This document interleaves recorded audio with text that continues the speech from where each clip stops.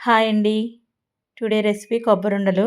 దేవుడి దగ్గర కొట్టిన కొబ్బరి చిప్పలు ఉండిపోయినాయి. అయి పాడైపోతాయి అని చెప్పి ఇలా కొబ్బరుండలు చేసేస్తున్నాను.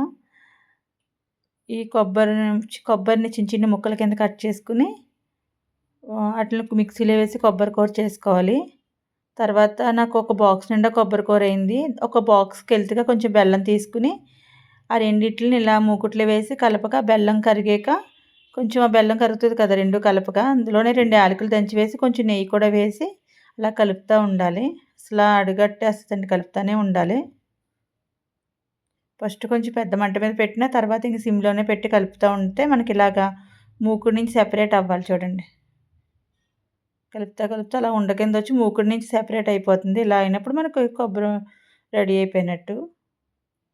దీన్ని ఒక పళ్ళెంలో తీసుకొని చల్లారాక ఉండలు చుట్టేసుకోవడమే. చాలా టేస్టీగా ఉంటాయి. మా అమ్మాయిలకి కూడా చాలా ఇష్టం కొబ్బరుండలంటే. Tasty కొబ్బరుండలు ready. మీకు మా వీడియోస్ కనుక నచ్చితే ప్లీజ్ లైక్ చేయండి, షేర్ చేయండి, సబ్స్క్రైబ్ చేసుకోండి. Thank you. Bye bye.